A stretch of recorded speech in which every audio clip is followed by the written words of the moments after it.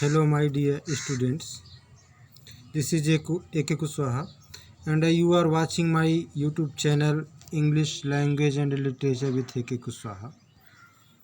आज हम लोग इस सत्र में ये जानने का प्रयास करेंगे कि 9th और 10th का सिलेबस क्या है, पेपर पैटर्न क्या है। तो आइए शुरू करें आज की हमारी video. English paper total 100 marks का होता है। इसमें 30 मार्क्स तो आंतरिक मूल्यांकन का होता है जो विद्यालय देता है, और 70 मार्क्स का बोर्ड का एग्ज़ाम होता है।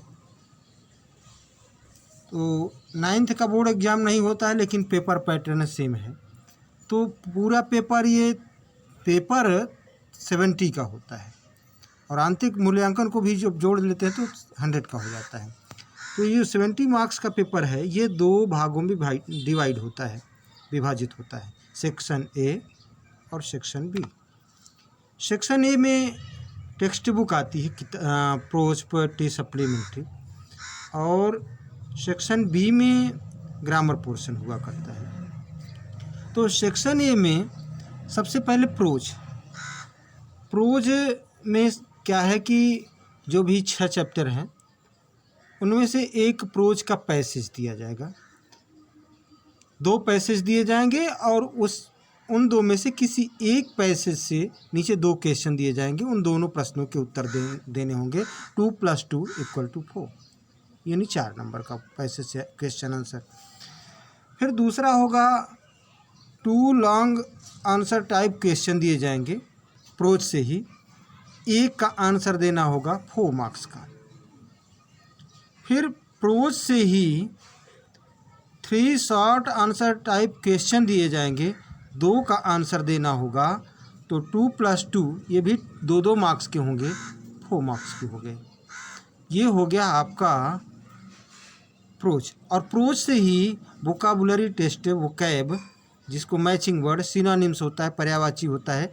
ये 2 कॉलम होते हैं, ए और बी, तो जो सेम मीनिंग होती है उसमें मिलान करना होता है। तो ये 4 वर्ड दिए जाएंगे, 1-1 मार्क्स के, ये भी 4 मार्क्स के। तो आप देखेंगे कि 4 + 4 + 4 + 4, तो 4 × 4 = 16 मार्क्स का आपका प्रोज हो गया। अब बारी आती है पोएट्री। तो टोटल पोएट्री 7 मार्क्स की आती है।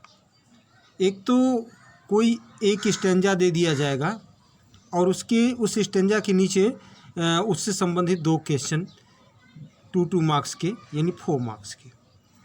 और सेंट्रल आइडिया, किसी 2 पोएम का नाम दे देगा, तो उसमें से किसी एक की सेंट्रल आइडिया लिखनी होगी, 3 मार्क्स की।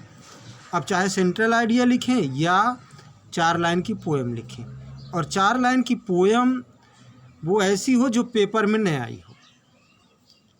नेक्स्ट है सप्लीमेंट्री। सप्लीमेंट्री से टोटल 12 मार्क्स का क्वेश्चन पूछा जाता है। 3 शॉर्ट आंसर टाइप क्वेश्चन दिए जाएंगे। इसमें 4 चैप्टर हैं 9th में सप्लीमेंट्री में, और 10th में 3 चैप्टर हैं। तो इन चैप्टरों से 3 शॉर्ट आंसर टाइप क्वेश्चन दिए जाएंगे, जिसमें 2 शॉर्ट आंसर टाइप क्वेश्चन का आंसर देना होगा 25 वर्ड्स के अंदर। तो 2 + 2 ये भी 4 मार्क्स का आता है। फिर है objective type true false statement. कुछ स्टेटमेंट दिए जाएंगे, 4 सेंटेंस दिए जाएंगे, 4 स्टेटमेंट दिए जाएंगे, और उनको उतार कर उनके सामने सही है तो ट्रू, गलत है तो फॉल्स लिखना होता है, इसलिए 4 मार्क्स के होते हैं। फिर मल्टीपल चॉइस क्वेश्चन, बहुविकल्पी प्रश्न, 4 दिए जाएंगे स्टेटमेंट, और उनके 4 विकल्प, उनमें से कोई एक सही होता है तो उसको लिखना होता है। इसी तरह से 4 क्वेश्चन होंगे, तो 4 मार्क्स का, ये भी 4 मार्क्स का हो गया। तो आपका सेक्शन ए 35 मार्क्स का कंप्लीट हो जाता है। अब है सेक्शन बी। सेक्शन बी भी 35 मार्क्स का है। इसमें है ग्रामर पोर्शन सेक्शन बी में। तो सबसे पहले reordering of sentence, words reordering. यहाँ तो वर्ड्स रीऑर्डरिंग है, आगे कम्पिटिटिव एग्जाम्स में रीऑर्डरिंग ऑफ सेंटेंस आता है, जिसमें पैसेज बनता है। यहाँ तो एक सेंटेंस बनेगा, वर्ड को रीऑर्डर करके हम बनाएंगे, ये 2 मार्क्स का आता है। फिर नेक्स्ट है change of sentence. Change of sentence में एक्टिव से पैसिव, पैसिव से एक्टिव, या अफर्मेटिव से निगेटिव, निगेटिव से अफर्मेटिव, इंट्रोगेटिव से असर्टिव, असर्टिव से इंट्रोगेटिव, इस तरह से एक्सक्लेमेटरी से असर्टिव, असर्टिव से एक्सक्लेमेटरी, इस तरह से चेंज ऑफ सेंटेंस आता है। अब इसके बाद नरेशन है, डायरेक्ट एंड इनडायरेक्ट नरेशन, ये भी 2 मार्क्स का आता है। फिर है correct form of the verb fill करना होता है। सेंटेंस एक दिया रहेगा और उसमें एक वर्ब दी जाएगी, तो correct form of the verb fill करना होता है, भरना होता है, ये भी 2 मार्क्स का। फिर है correct use of preposition. Sentence दिया रहेगा, एक सेंटेंस दिया रहेगा, उसमें 4 प्रीपोजिशन दी जाएगी और उसमें से कोई एक करेक्ट प्रीपोजिशन आपको फिल करना होगा, ये भी 2 मार्क्स का। फिर है कंप्लीशन ऑफ सेंटेंस, सेंटेंस को पूरा करना। आधा वाक्य दिया जाएगा इंग्लिश में, उसको इंग्लिश में ही पूरा वाक्य करना पड़ेगा, ग्रामेटिकली करेक्ट होना चाहिए। इसके अंतर्गत वो कंजक्शन लगाने होते हैं कम्प्लेक्स के, कंपाउंड के। फिर नेक्स्ट है स्पेलिंग टेस्टिंग, तो स्पेलिंग को फिल करना होता है।